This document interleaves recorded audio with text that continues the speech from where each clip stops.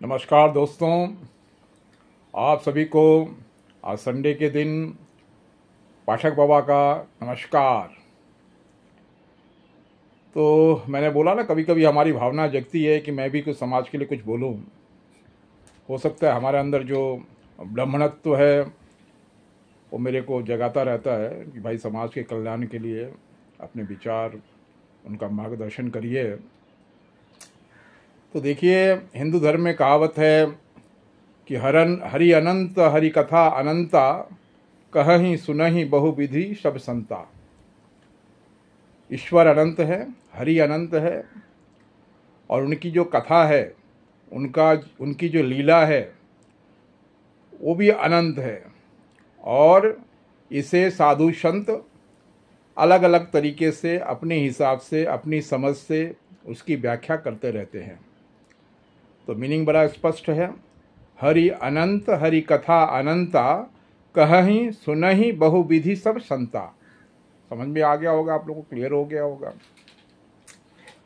तो कुछ दिन पहले जो विवाद हुई थी कि ढोल गवार शूद्र पशु नारी ये सब हैं तारण के अधिकारी, स्वामी गोस्वामी तुलसीदास जी जिन्होंने रामचरितमानस की रचना की थी, उनके रामचरितमानस में ये दोहा आया है। तो अब क्या है कि अलग अलग लोगों ने अलग अलग रूप से इसकी व्याख्या की है। मैं भी अपने तरफ से व्याख्या करता हूँ आपको, जो मेरे को समझ में आया है और मैं जो समझता हूँ कि ढोल गवार शूद्र पशु नारी ये सब हैं तारण के अधिकारी। तारण मतलब उद्धार। आपने सुना होगा जब भागवत पुराण की आरती होती है तो उसमें है ना कि चलो करते हैं भगवत पुराण की आरती, भवसागर से है तारती। तारती मतलब उद्धार करती हैं। जैसे अगर आप नदी के ऊपर से जाना है आपको, तो नौका के द्वारा जाते हैं और आप तैरते हैं। देखिए, रामचरितमानस की जो रचना है वो अवधी भाषा में है। हमारी मातृभाषा जो है मैथिली है, और हमारा क्या है, प्रभु श्री राम से बहुत गहरा लगाव है, क्योंकि वो मिथिला के माता जानकी के पति हैं और हम लोग उनको अपनी भाषा में पाहुन बोलते हैं। वो हमारे मिथिला के जमाई है। तो अवधी, मैथिली ये सब क्या है, बड़ी प्राचीन भाषा है। बंगाली है ना, और इनका आपस में काफ़ी मेल है। कि देखिए, असमीज, मैथिली, बंगाली, उड़िया, इनका आपस में काफ़ी मेल है। अगर आप ठीक से सुनेंगे और आपकी अगर समझ होगी तो आपको लगेगा कि सब तो एक ही है, खाली थोड़ा सा प्रोनाउंसिएशन थोड़ा सा इधर उधर है, उच्चारण थोड़ा सा इधर उधर है। तो उस टॉपिक पे आते हैं। इसमें बोला गया है कि ढोल जो है, गवार, पशु और नारी, इनकी उद्धार करने की ज़रूरत है। इनको समझने की ज़रूरत है, क्योंकि ढोल अगर रखा हुआ है तो आपसे तो नहीं बजेगा। आप ऐसे ही पीटना शुरू कर देंगे तो उसमें आवाज़ तो निकलेगा नहीं, सुरीली आवाज़ तो निकलेगा नहीं, धुन आएगा नहीं। तो धुन के लिए क्या है, आपको जानना पड़ेगा, समझना पड़ेगा। और वो एक दिन में तो आप समझ नहीं पाएंगे, जान नहीं पाएंगे, तो टाइम लगेगा। तो अगर आप जब समझ गए कि भाई कैसे बजाना है, कैसे इसकी धुन आएगी, तो आप उसका वो जो ढोल है उससे आपका धुन आएगी, सुरीली आवाज़ आएगी, जो आपका दिल खुश कर देगा, मनोरंजन कर देगा। इसके बाद आते हैं गवार। गवार मतलब मूर्ख। तो उनको समझाने की ज़रूरत है, उनको ट्रेन करने की ज़रूरत है। अगर आप उनको ट्रेनिंग देंगे तो वो भी महामानव बन सकते हैं, महापुरुष बन सकते हैं। तो उनका भी उद्धार हो सकता है, उनको भी हम लोग तार सकते हैं, उद्धार कर सकते हैं। पशु,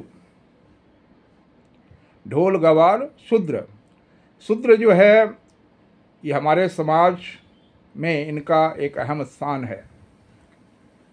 इनको हरिजन कहा गया है। ये भगवान के सबसे प्रिय लोग हैं और इनके बिना आप देखिए इनका कितना बड़ा योगदान है हमारे वातावरण में, हमारे समाज में। अगर ये नहीं रहे तो हमारा जीवन जो है निष्क्रिय हो जाएगा, हम ठीक से एक कदम चल नहीं पाएंगे, हमारा जीना दुश्वार हो जाएगा। तो इनसे क्या है कि आप डांट करके कोई काम नहीं ले सकते हैं। ढोल गवार हो गया, पशु भी है तो लाल प्यार की ज़रूरत है उनको भी आप समझना। आप देखते हैं ना कि कुछ लोग बाघ को भी अपने बस में कर लेते हैं, सम्मोहन से उनको प्यार करके, वो भी प्यार की भाषा समझते हैं। तो पशु को भी प्यार से उनको समझ के उनका उद्धार किया जा सकता है, उनको भी काम में लिया जा सकता है। पहले हमारे जो पूर्व पुरुष थे, हमारे जो पूर्वज थे, वो बैल से खेती करते थे, गाय से दूध लेते हैं, अभी भी लेते थे और लेते हैं। तो उनको समझ के, जैसे बहुत लोग हैं बंदर को नचाते हैं, तो उनको समझ के उनको ट्रेन करके उनका भी उद्धार किया जा सकता है, उनका भी विकास किया जा सकता है। तो ये हो गया ढोल गवार पशु शूद्र, ढोल गवार शूद्र। तो किसी भी शूद्र से आप उनको डांट के काम नहीं ले सकते हो, उनको प्यार से आप उनसे काम ले सकते हैं, उनको समझा के। और प्यार की भाषा तो सभी समझते हैं, चाहे पशु हो चाहे इंसान हो। और फिर आता है नारी। देखिए नारी क्या है, हमारे हिंदू शास्त्र में नारी को पूजा जाता है। नारी देवी की स्वरूप होती है। देवी बनती कब है? जब उनके अंदर मातृत्व आता है, जब वो माँ बनती हैं। तो नारी को भी क्या है कि जब आप शादी करते हैं तो आपको भी एक दूसरे को समझना पड़ता है कि उनका क्या लक्षण है, उनको क्या अच्छा लगता है, कौन क्या बुरा लगता है, क्या उनको सुनना अच्छा लगता है, क्या उनको खाना अच्छा लगता है, क्या उनको सुनना बुरा लगता है, क्या उनको खाना बुरा लगता है, क्या उनको पहनना अच्छा लगता है, क्या उनको पहनना बुरा लगता है। तो नारी को भी समझने की ज़रूरत है और समझ के उनको भी ट्रेन करके आप उनका उद्धार कर सकते हैं। आज नारियां हमारे देश में और विदेश में एरोप्लेन चला रही हैं, ट्रेन चला रही हैं, 4 व्हीलर 2 व्हीलर चला रही हैं, और हर क्षेत्र में उनका योगदान है। वो आर्मी में हैं, वो नेवी में हैं, वो एयरफोर्स में हैं, वो सोल्जर में हैं, वो डॉक्टर हैं, वो नर्स हैं, वो टीचर हैं। तो इन बोला गया कि इनको अगर हम आप जान जाते हैं और इनको अगर ट्रेनिंग देते हैं तो इनका भी उद्धार होगा, और इनको भी उद्धार की ज़रूरत है, इनको भी गाइड करने की ज़रूरत है। तो यहाँ पे तारना का मतलब है कि उनको तारना, उद्धार करना, उनका डेवलपमेंट करना।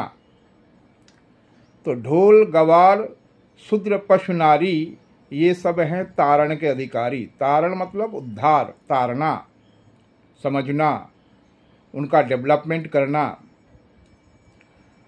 तो जैसे मैंने कहा कि हरि अनंत हरि कथा अनंता, कहीं सुनहि बहुविधि सब संता।